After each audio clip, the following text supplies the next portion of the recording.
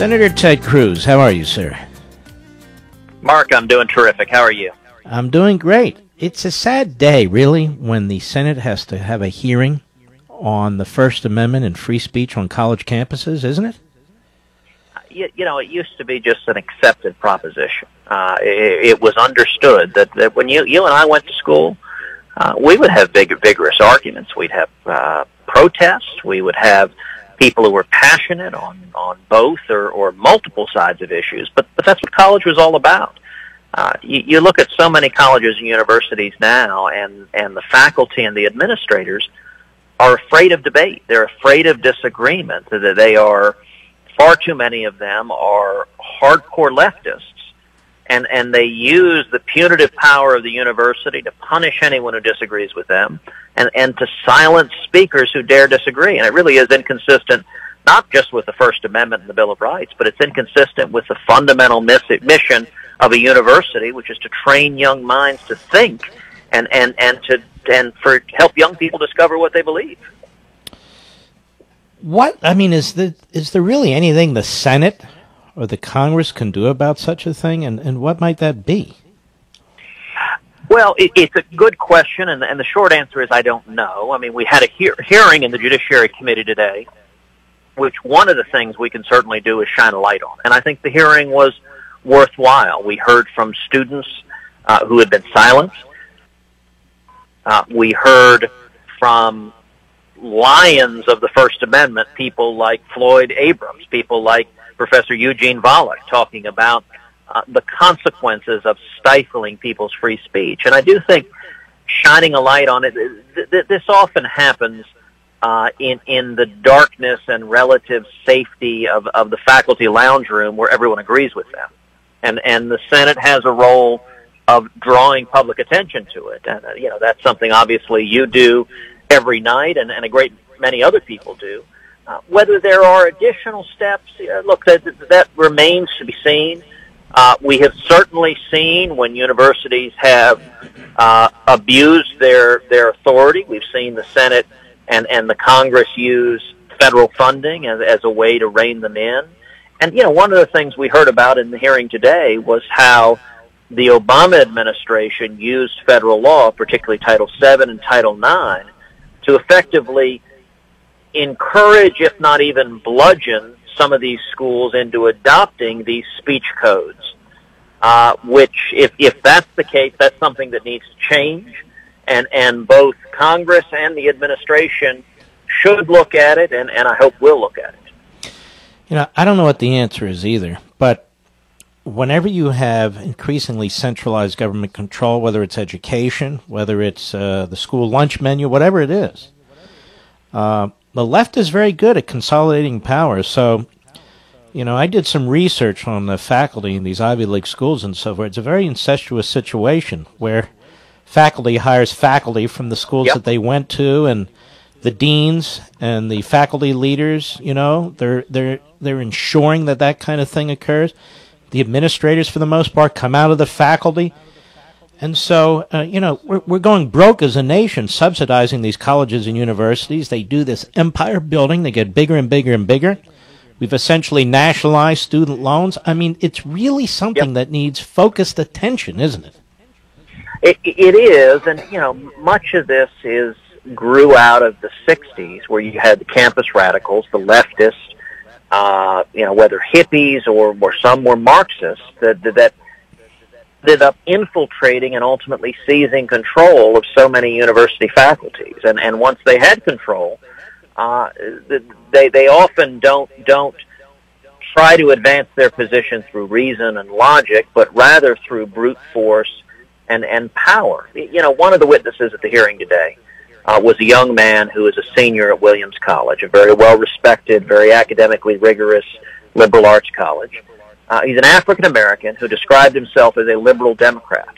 But he's a liberal Democrat in the old notion of it, the notion of it that actually believes in the Bill of Rights and free speech. And so he leads an organization that invites unpopular speakers, controversial speakers to campus. Even though he disagrees with some of them, he thinks it's valuable to hear from them and engage in debate and discussion. And he described how Williams College has stifled those events, canceled those events, and in particular he described how in his tenure on the college, he says he does not know of a single conservative or right-of-center speaker invited to speak on the campus by the administration ever.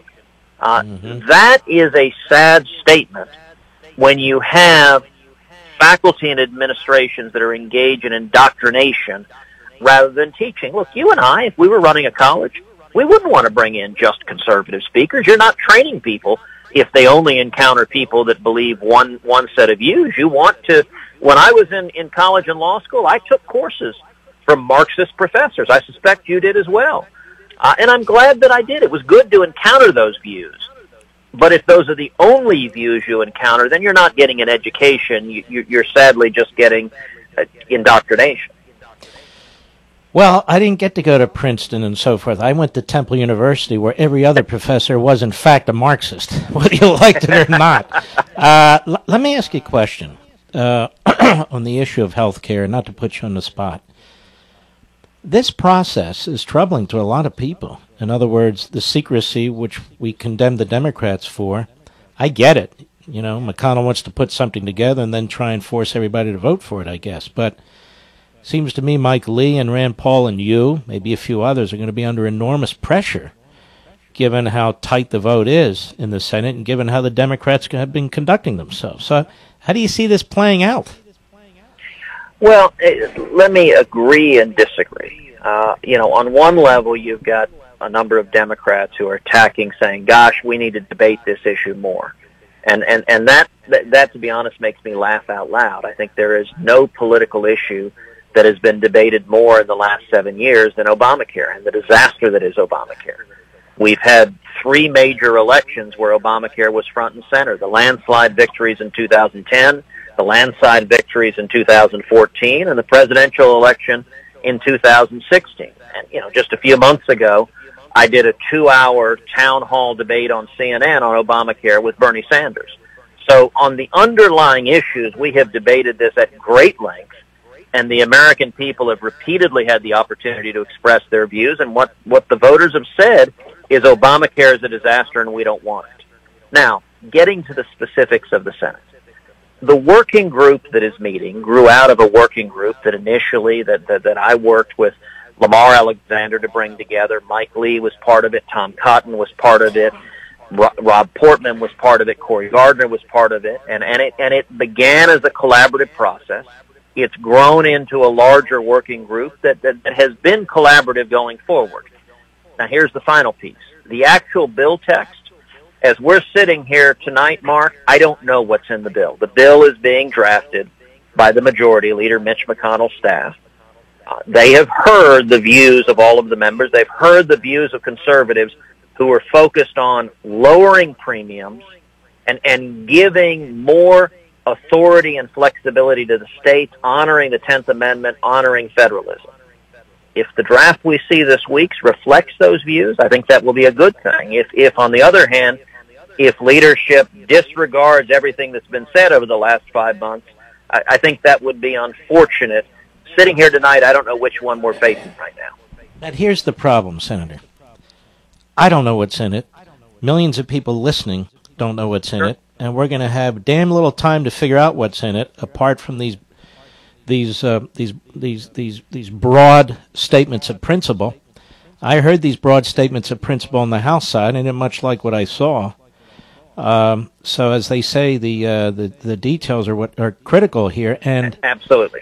And it looks like both chambers have surrendered this whole committee process. Now, is one of the reasons because the Democrats are just so damn hostile, they'll block everything, subcommittees, committees, and all the rest of it? It is, and I would say the Senate process has been markedly different. If you look at how the House process worked, when the bill started, it was drafted behind closed doors with virtually no input from anybody. Members of the House, rank and file members, had essentially no input on the bill. I think that was a mistake. And I will say the Senate, so far, I think has handled this much better in that we have essentially functioned as a committee of the whole. So the working group, every Republican senator, every member of the conference has been invited to the working group to participate. And my guess is at least 2/3 of them have attended one or more meetings and given their input. as a result, it is a process that's not just coming out of a handful of staffers and the leader in a locked room, but it is reflecting the input, I hope, of the full conference. I would say if we were doing this in a public committee dynamic, we've got an incredibly narrow majority in the Senate, 52 votes. Every Democrat is a hard no. We start out with 48 hard no's, which means if we lose 3 Republicans, this goes down. I think if we were debating this publicly, that there would not be a way to have reasonable good faith negotiations where conservatives and moderates could lay out their views, go back and forth, and find middle grounds. I think what you would end up with is people grandstanding for the cameras and drawing lines in the sand and shooting at each other, and we wouldn't get there. Now, that being said, if leadership ends up ignoring everything conservatives say, then this process is not going to end with success. If that's what they do, the bill will fail. I hope they don't do that. I have spent 5 months assiduously working, trying to focus on the principles that will make this actually solve the problem. If we do that, listen, this is going to be public hopefully very soon. You'll see it. I'll see it. I haven't seen what the underlying bill is, but I've been very active in the discussions that I hope have been the inputs to the bill. If the bill doesn't solve the underlying problem, I'll vote no, and I think there are a number of others who will vote no as well. I hope that doesn't happen. I hope we see a bill that reflects the good faith collaborative process that we've been engaging in, but I don't know that for sure. I do know what will happen. Whatever bill comes out, the president will declare victory. The majority leader will say this must pass, this is our only chance.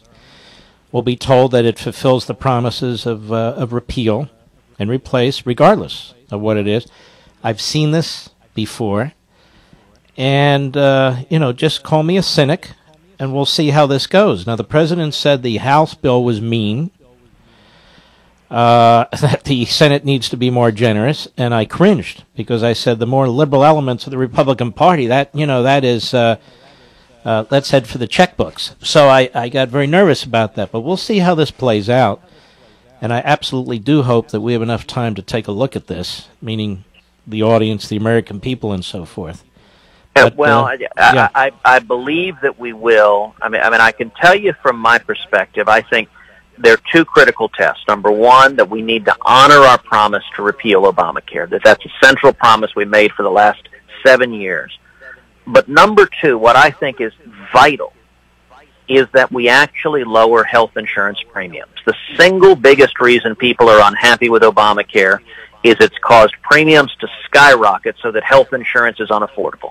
We've got to fix that problem. And the case that I've been making to the president, to the vice president, to senators and House members, is there are 2 bad outcomes here. One bad outcome is we fail to actually repeal Obamacare. We fail to honor our promise. That's a terrible outcome. There's an even worse outcome, which is we pass a bill that is entitled Obamacare repeal, but it doesn't in fact repeal Obamacare, and that premiums keep skyrocketing and the problems keep getting worse. And I think if we do that, that's how you get a Speaker Pelosi and a leader Chuck Schumer, where the voters say, to heck with all of you, none of you stand for anything. I don't want to see that outcome happen. And I can tell you I am working day and night, every waking moment, trying to stop that outcome and instead deliver on what we've been promising the voters. All right. Well, Senator, we appreciate it. We're glad that you've been digging into this college campus nonsense that's going on as well. And I wish you all the best. Thank you, my friend. And look, on college campuses, I would say to all the leftists afraid of conservative views, you have very little confidence in what you believe if you're afraid of any contradiction. One of the strengths conservatives have, particularly when we're on lefty campuses, is we're always being attacked. It makes you understand what you believe, understand what the other side thinks, and that's truth is stronger than power. And I agree with John Stuart Mill. The best cure for bad speech is more speech. You do that every night. That's why you're the great one, and I'm grateful for it. Thank you.